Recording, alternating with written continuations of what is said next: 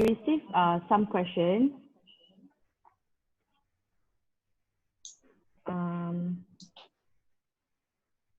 Okay, this question is from Amira Hidayah. It is open to any speaker lah. Okay, so she would like to ask, what will happen to the artifact once they have been excavated? Do archaeologists get to keep the things that they found? Okay, I think since Wafa already has experience with processing artifacts while in Patluingan, I think we ask her to answer lah. Unmute your mic. Okay, can you hear me now? Yeah. Yep. Okay, awesome. Let me refresh back. So, okay, so after we excavate, right, we can't just simply take out that object from where it is. You need to first like measure and record and in a form, and then I think after that you slowly take it out from that particular place and put it in the like a plastic or something. So yeah, so it's not something that archaeologists can just take and put in for his or her possession. I don't think so. That will be looters, I think. Yeah. So yeah, that's the simple explanation. I don't know, Nick, you want to add some more? Yeah, so basically after the excavation, all the artifacts will have to go to the museum lah. Yeah, because that's part of doing proper archaeological excavation, kan? Like before you do the excavation, you will obtain the permit from the authority first, and then the authority here in Sarawak is of course the Sarawak Museum. So basically, whatever you excavate, it will not become your own property. It will not become the university's property, but it will become the property of the state lah. So that's why all the artifacts will eventually have to go back to the museum because it's the property of the state. Yeah. So I hope that answers the question. Okay. So okay, the next question is from Hidayah. So she was thinking about digital gaps. If cloud means an archaeological site, so does that mean future archaeologists need to master at least decent knowledge to dissect and uncover information from the system, from the site? Yes, definitely. Yeah, definitely. I think we can compare it to the situation now also, like how archaeologists, you have different multidisciplinary studies as well, right? So you have archaeologists who specialize in plants maybe, and some other archaeologists, they specialize in the study of bones, pottery. So it will be something similar lah. So if you specialize in bones, for example, so you would have prior training in studying bones. So in a similar way, if later on people treat the cloud as a new archaeological site, so they want to be able to access it, so of course they will need some kind of training first lah. So I think it will be some kind of specialization also lah. Yeah. Okay. The next question is from Arif Norazmi. So I would like to address this to Chua Iwe. Okay. So people mostly think of artifacts as something that has monetary value rather than sentimental value. So do you have any comments on that? Yes, and I definitely don't agree with that. Even though, yeah, it's true that artifacts have a very huge monetary value, as we know that there's actually a lot of websites selling like Borneo artifacts or Borneo archaeology with very high prices. Like even a piece of statue would cost more than $300 as I remember last time. So that's the monetary value. But as for me, I personally think an artifact can carry a much more sentimental value. Like I'll just take my case study, for example, the samurai swords. So even though the swords, you know, are made of expensive metals and stuff like that, and they are displayed like once in a year, but I think the sentimental they carry is much more important than the money value, because like it's a weapon that's been used as a very honorable occupation in the past. So it's used as a protection for themselves, for the country. So it has some very important meaning behind it, like nationalism, like their bushido, which is a value that the samurais hold, that it's like their pride and honor. So I think in terms of that, if I were to answer it in my own not expertise lah, my own knowledge lah, yeah. So that's my part of view. Yeah. So yeah, I mean that is why there are looters, right? That is why looting occurs, because there are people who focuses on the monetary value. Yeah. So True. this, I think this actually answers the next question. Why does looting of artifacts occurs? Yeah, for money. Because it's a profitable business. It is. Very profitable. There are actually two sides to it lah. Number one, of course, looting happen because the objects are perceived to be something valuable. The other side of it is that people have detached themselves from the objects. If they have sentimental values towards the object, or if they put the object to be valuable in some kind of way, maybe important for the identity of the people, important for the history, for the culture, maybe they would not simply loot just for economic profit. So I think there are two ways to it lah. Number one, the object have become something valuable for profit, and then number two, people themselves have lost the connection to the artifacts.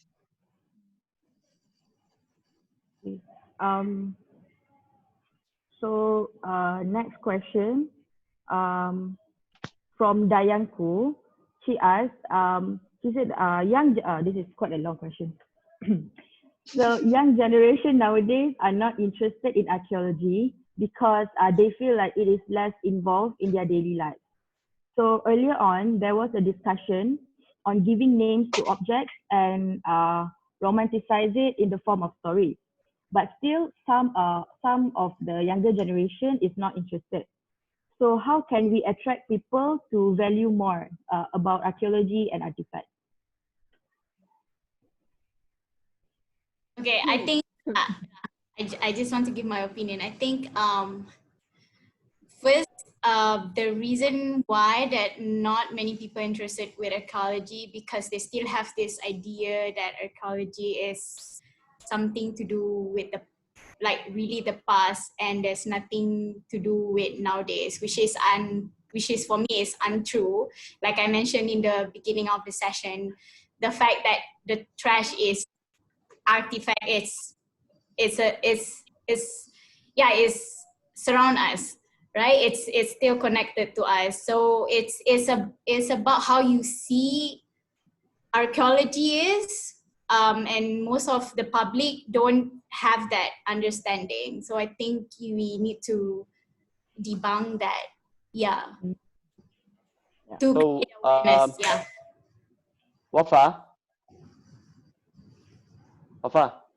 Yes, So, yes. You have experience of doing your latihan industry in the museum, right? Yes, correct. The museum. So, what are the things that the museum is doing in order to promote the interest in artifacts among the younger generation or the public? Yeah, so good question. So Museum Negara, I don't know how about the other museum. Museum Negara, they provide activity to school students, and this activity involve educational activity such as excavation simulation, and also like treasure hunt, looking for the artifact, understanding the artifact, and even creating the artifact from, for example, like cengkerang. So we give the object to them, and and ask them to explain what do they think about this. So it's yeah, it's interesting, and most of the students are interested with it. It's just that I mean, that's how far it can go lah, just that.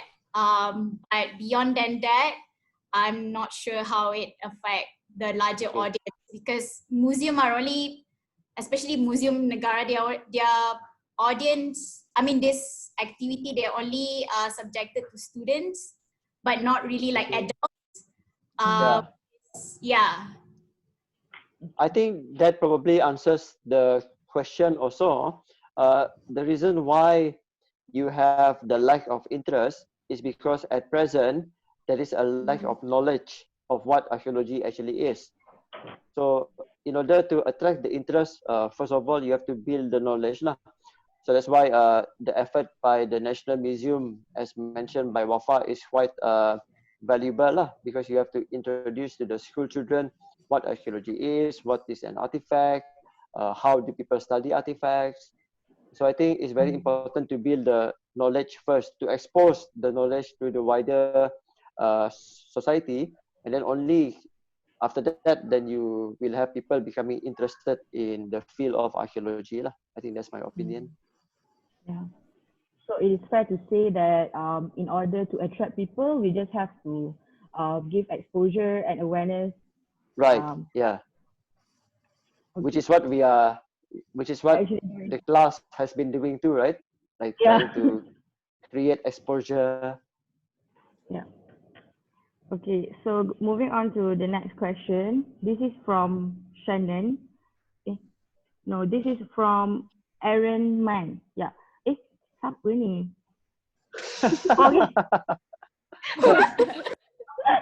I'm confused. Oh, this is from Emma Christie. Okay, so she asked, how does an archaeology find a site? How do they know where to dig? I'm actually curious about this as well. How do we know where to dig? The most common way is to refer to present knowledge. So like there might be some sites that have already been excavated in the past. So you know that there is a possibility that there is something there. So that's how you find the new site. Or you can also rely on local knowledge. Like for example, in places where we are not familiar with the area, the local people will be familiar. They will have stories about the place, or they will also probably have made some small discoveries in the past, so they can give you clues about what is there in a certain place, what can be found, what are the possibilities. Then after that, then you do your survey lah. So from your survey, then you would see with your own eyes, you would do documentation, you would take notes, and then you would evaluate the potential of the archaeological site lah. Then after that, you would do some test excavation. This one Wafa is already familiar with now. So you would do some test excavation. You would just dig a small excavation trench, and then from there you will see lah whether or not there is potential. If there is potential, then you would make the site bigger lah. So you would try to expose as much as possible to find more things. So there are different levels. Yeah, please continue, Nick. Yeah, so basically there are different levels or different stages in the process of finding an archaeological site lah. Yeah. Okay.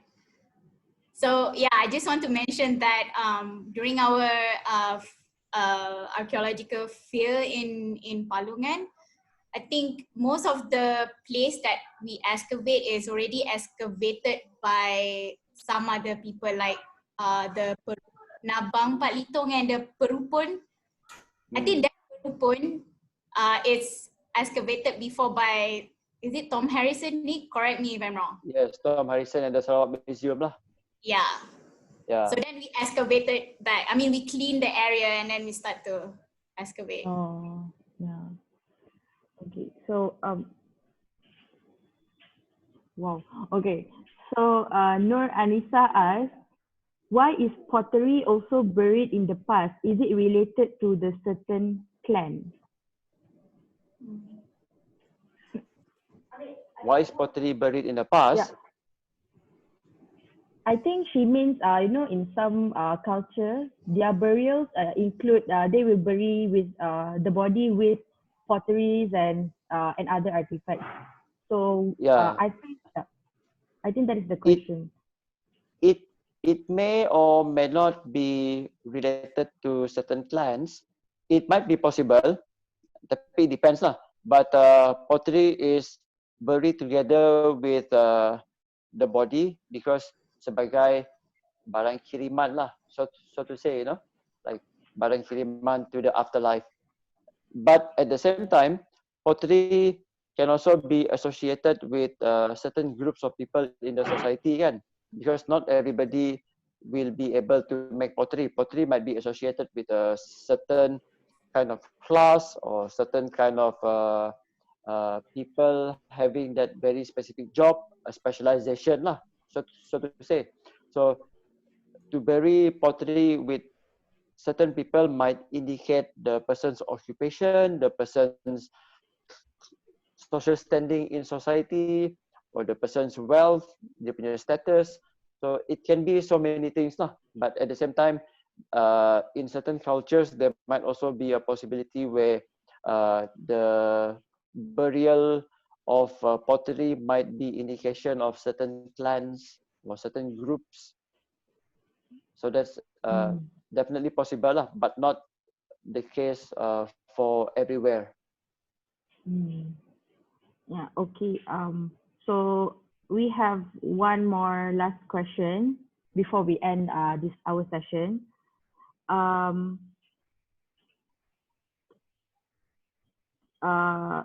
Okay, this one is from Aaron Man.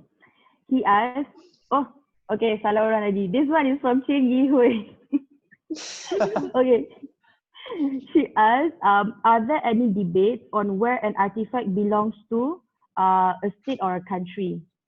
Like maybe an issue. So this one is addressed to whom? Topeng.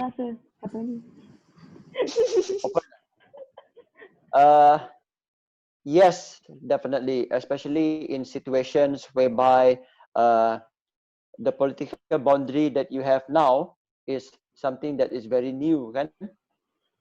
So sometimes certain archaeological sites or artifacts can be contested lah, and then especially also with artifacts or sites that were created long before living memory. So those are two situations where I can imagine contestations of sites and objects to happen lah. For example, some of the old temples in between Cambodia and Thailand, for example, are very contested, kan? There is one particular one, Preah Vihear, right at the border between Thailand and Cambodia. So both of the countries are claiming the same temple. So why is this happening? Is because the temple belongs to the Khmer Empire. So the Khmer Empire was in the 12th, 13th, 14th century. So before the creation of what we now understand to be the state of Thailand and the state of Cambodia lah. So in the past, it was something totally different. But then now you have the creation of new political boundaries, new nation states. So each of them today will want to claim the same association with some great empire of the past lah. So basically to boost up their history, to boost up their national identity. So that's why you find those things happening now lah. So it is possible for different countries to have different claims to the same objects. Okay, so I think with that, we can end this discussion. So I feel like today we've talked about so many things, including artifacts all around the world, no, not only in Borneo or in Malaysia, but also from Japan. We've talked about the Stonehenge, and I Yeah. feel like this is actually a very interesting topic. You know how artifacts are related to the past and also the current society, and how the changes in technology, how evolution can actually change archaeology itself. So I hope that this session today could bring light to the audience in Instagram and Facebook about archaeology itself, and I hope that it can raise interest between them in them to know more about archaeology. So thank you so much to our speakers today, Senikas, Ms. Wafa, and Thank you. also Dewey Thank for you. Thank you for inviting me. yeah Yeah, thank for you for inviting me to. inviting. Yeah, thank you. Hey, I feel wait, sorry. Can we take a photo? Like, Wi-Fi photo? how Yeah. screenshot the Yeah, screen. yeah. Yeah Go. lah. Screenshot je ke? How Oh, do we screenshot a screen in the How laptop? though? Oh my god. I can help to okay. take a Where's photo. the You all button? can. I don't know. Wait, I think I know how Ah. to do. Toshan. I have to take the photo. You all just Oh, Okay. smile. I Okay. just smile only. Just Wait, I betulkan my phone. dah betul dah. Okay, Alright. 1, 2, 3. Okay. Because I using print screen, later I will send it into the group. All right. Thank Okay. you. All right. Awesome. Yay. All right. Thank you. Thank you, Yeah, everyone. Thank you very much. Bye. It was a very fun session. Bye. Yep.